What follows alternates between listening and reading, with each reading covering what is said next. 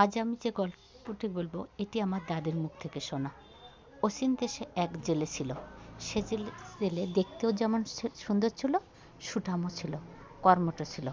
এ জেলে ছিল একটু হ্যাকরা প্রকৃতির। সে দিন রাত সব সময়ে মাছ মারত নদীর মধ্যে। সে কোনো কিছুতেই যেন ভয় পেত না। একদিন সে নদীর মধ্যে মাছ মারতে গেছে। গভীর রাত, এমন সময় চারপাশে শো শো শব্দে বিশাল ঝড়। এমন ঝড়, সে ঝড়ে গ্রামের অনেক কিছু উল্টাপাল্টা হয়ে গেছে। এই জেলের নদীর নৌকাটিও নিখোঁজ হয়ে গেছে। জেলেটি জ্ঞান ফিরে দেখে সে এক ভয়ঙ্কর গ্রামের মধ্যে। সেখানে লোকের বড় বড় দাঁত, শরীরে কোনো পোশাক নেই, কেমন জানি ভয়ঙ্কর। সব কিছু দেখে সে প্রথমতে চমকে ওঠে। এমতো অবস্থায় হুট করে সে লক্ষ্য করে এক উলঙ্গ নারী, দেখতে অনেক অপরূপ। দুজনের চোখে চোখে চোখ হয়, কেমন যেন একটা সম্পর্ক গড়ে। কিন্তু সেখানকার লোকগুলো অদ্ভুত হলো, তাদের আচরণ ছিল অনেক দয়াবান। কেউ বা দৌড়ে আসে জেলের ব্যথা স্থানে মলম লাগাচ্ছে, কেউ বা গাছের পাতা তুলে দিচ্ছে, তাকে আজুবাজু জিনিস খেতে দিচ্ছে। আসলে তো সে চমকে উঠলো, এগুলো তো সে খেতে পারে না। এগুলো কি এরা কি মানুষ না অন্য কিছু? এসব ভাবতে ভাবতে সে যেন জ্ঞান হারিয়ে ফেলে। আবার সে জ্ঞান যখন ফিরে পায়, তখন দেখে ওই সেই মেয়েটি যাকে সে লক্ষ্য করেছিল বা ভালোবাসার দৃষ্টি ফেলেছিল। সে জাগ না পেয়ে ক্ষুধার্ত, খেতে চায় অনেক কিছু, ইশারা করে। তারা নানা ধরনের জিনিস খেতে দেয়। সে তো এগুলোর জন্য জীবনে কখনোই খায়নি। সে ইশারা করে যে সে খাবে। তখন সে যখন তাদের খাদ্য খেতে পারেনি, তখন সে গাছের দিকে ইশারা করে ফল দেখা দেয়। তারা দৌড়ে যা ফল ছিঁড়ে নিয়ে এসে দেয়, সে ক্ষুধার্ত পেটে খায়। খাওয়ার পর কি আর করে, সে যেন তার অতীতের অনেক কিছুই ভুলে গেছে।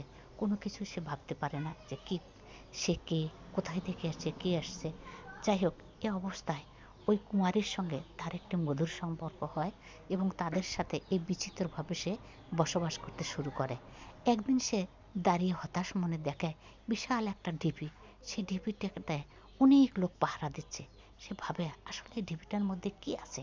তখন সে এসে ওই মেয়েটিকে বলে ওখানে কি আছে। ইশারায় মেয়েটিকে বলে যে ওখানে অনেক ধনরত্ন আছে, তারা ওখানে পাহারা দেয়, কিন্তু তারা এই ধনরত্নগুলোর সদ্ব্যবহার করতে পারে না, এরকম ইশারা করে বলে। দীর্ঘদিন থাকার পর সেও যেন তাদের ভাষা কিছু বুঝতে পারে, তারাও এর ভাষা কিছু বুঝতে পারে। তখন একদিন এই কুমার বা এই জেলে ছেলেটি বলল, শোনো, আমি এই ধনরত্ন উদ্ধার করতে চাই এবং আমি ভোগ করতে চাই। কি করতে হবে বলো তো? মেয়েটি বলল, ওটা অত সহজ না, ওখানে গেলেই তুমি মারা পড়বে। ছেলেটি তখন বলে, তাহলে আমি কি করতে পারি? বলে, শোনো, তুমি যখন এত জেদেই ধরেছ, ওখানে যেতে হলে তোমাকে একটা কাজ করতে হবে। সেটা হলো আমার এই কপাল কেটে কিছুটা রক্ত বের করো। তুমি কিছুটা খাও, কিছুটা শরীরে মাখবা। তারপর তুমি ওখানে যাবে, গেটে যায় তুমি দেখবা অনেকগুলো রাক্ষস তোমার এই যে শরীরের রক্তগুলো আসে চেটে খাবে। তারা তোমাকে শেষ করতে চাবে, কিন্তু যেহেতু আমার রক্ত তোমার গায়ে আছে, খেতে পারবে না। ঠিক আছে, কথা মতো কাজ দুজনে পরামর্শ করে তাই করলো। ছেলেটি মেয়েটির কপাল থেকে কিছু রক্ত বের করে নিল, কিছু খেলো এবং কিছু শরীরে মাখলো। আসলে রক্ত বের করতে তার অনেক কষ্ট হয়েছিল, সে তার পীড়িতের বন্ধু না। যাই হোক, এমতো অবস্থায় সে অনেক সুযোগ সন্ধানী করে সে ওই ঢিপির মধ্যে গেল। যেই ঢিপির দরজায় দাঁড়িয়েছে, অমনি অনেকগুলো রাক্ষস, কে তুমি? মানব, আমাদের এখানে এসেছ, তোমাকে আমরা খেয়ে ফেলবো। সে চমকে উঠে তারা যখন রাক্ষসরা আক্রমণ করতে ধরে, তার গায়ের মাংস রক্তগুলো চেটে খায়, কিন্তু তাকে আক্রমণ করতে পারে না। তখন সে কি করে, আস্তে আস্তে ভিতরের দিকে ঢুকে সে অনেকগুলো স্বর্ণ রূপ্র বের করে একটা বস্তার মধ্যে করে নিয়ে আস্তে আস্তে মেয়েটির কাছে আসে। এসে মেয়েটিকে বলে, দেখো আমরা কি নিয়ে এসে। মেয়েটি বলছে, সর্বনাশ, এ কথা জানলে আমাদের শেষ করে ফেলবে। এ কাজ তুমি কেন করেছো? ওখানে তুমি রেখে আসো। বলছে, না, আমরা এগুলো নেব, এখান থেকে নিয়ে আমরা অনেক অন্য জায়গায় যাব, যা সেখানেই বসবাস করব, আমরা দুজনে সংসার করব। মেয়েটি বলে, তাহলে ঠিক আছে, একটা তাহলে কাজ করো, তুমি কাউকে জানাবা না, আজ রাতেই আমরা এখান থেকে পালাবো। কিন্তু কি দুঃখ, বাস্তবতা বড় নিঠুর। ওখানে অনেকে টের পায়।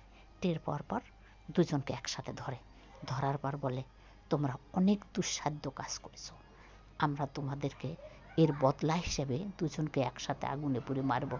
তারা দুজন দুজনকে জড়িয়ে ধরে কাঁদে, এ কী করলাম, আমরা তো জনম জনমের সাথে হতে চেয়েছিলাম, কিন্তু এ কী হলো। তখন সেখানকার লোকজন একটা কুঠির তৈরি করে, সেখানে অনেক কাঠখড়ি দিয়ে আগুন জ্বালে দুজনকে একসাথে নিয়ে চলে যায় এবং সাথে ওই স্বর্ণরত্নগুলো নিয়ে যায়। তাদের ওটা রীতি ছিল যে ওই যে তাদের জমানো স্বর্ণরূপ তারা ব্যবহার করবে না, কেউ যদি নিয়ে আসে তার সঙ্গে তারা একসাথে এই পোড়াদাহের মধ্যে সেটা বিসর্জন দেবে। ঠিক আছে, কথা মতন কাজ হলো। যেই মাত্র তাদেরকে আগুনে পুড়ে দিয়েছে, তাদের সমস্ত শরীরের বাঁধনগুলো খুলে গেছে, তারা দৌড়ে ল্যাংটা হয়ে স্বর্ণরূপের ও কিছুনার সাথে নিয়ে তারা ছুটে বের হচ্ছে।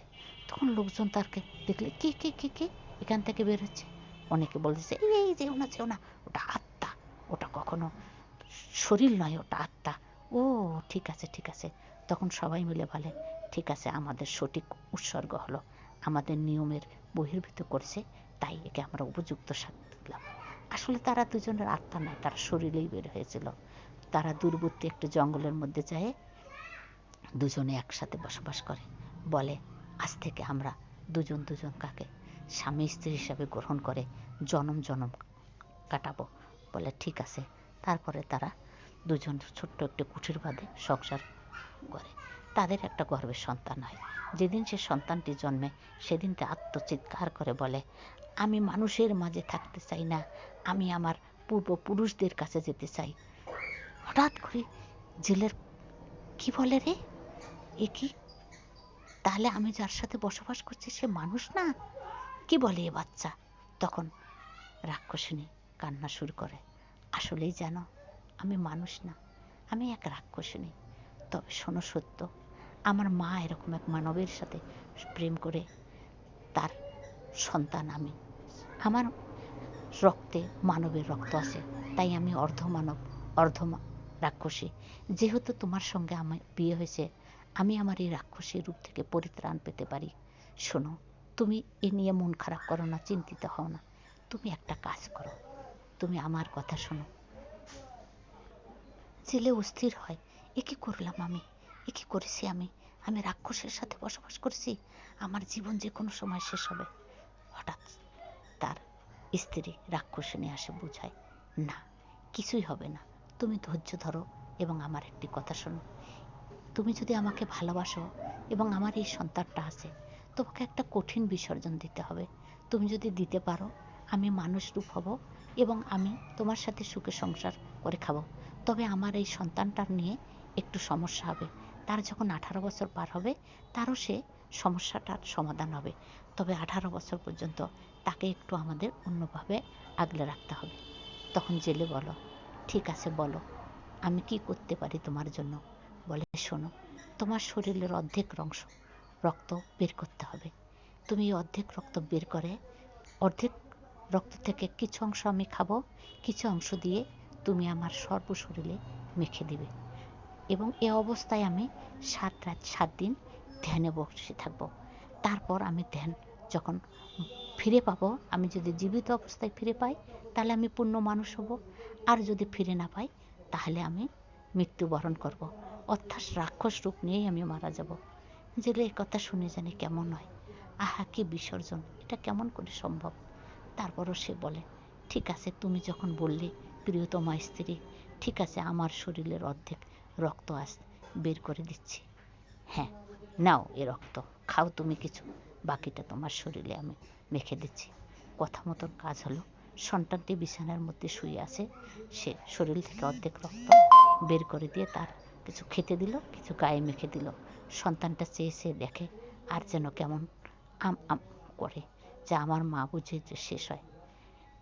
এভাবে সে 7 রাত 7 দিন এক ধ্যানে পাথরের মতন হয়ে থাকে। হঠাৎ 7 দিন পর সে চিৎকার করে ওঠে, প্রিয়, আমি জেগেছি, তুমি চিন্তা করো না, আমি পূর্ণাঙ্গ মানব রূপে পেয়েছি। আজ থেকে তোমার আর আমার সুখের সংসার হবে, আর কোনো রাক্ষস রূপ থাকবে না। আজ থেকে মানব আর মানবী রূপে আমরা দুজন সংসার করে খাবো। আর এই যে আমাদের বাচ্চাটা যে জন্মেছে, এই রাক্ষসী রূপ থেকে পরিত্রাণ পাওয়ার জন্য আমাদের যা করা লাগে আমরা তাই করব। জেলে শুনে অনেক খুশি হয়, দৌড়ে যেয়ে তার স্ত্রীকে জড়িয়ে ধরে। ঠিক আছে, জীবনে তো অনেক পরীক্ষা দিয়েছি, আমরা জিতেছি, এখন আমরা সুখী, তবে সন্তানটার জন্য কি করা লাগে পরবর্তীতে আমরা তা করব। আমার এই গল্পটি একটি অবাস্তব এবং অকল্পনীয়, বাস্তবতার সাথে এর কোনো মিল নেই। গল্পটি ভালো লাগলে লাইক, কমেন্ট এবং শেয়ার করবেন। পরবর্তী অংশে শুনবেন এই জেলের সন্তানের বা রাক্ষসিনী বাচ্চার কাহিনী নিয়ে। ধন্যবাদ, ভালো থাকেন।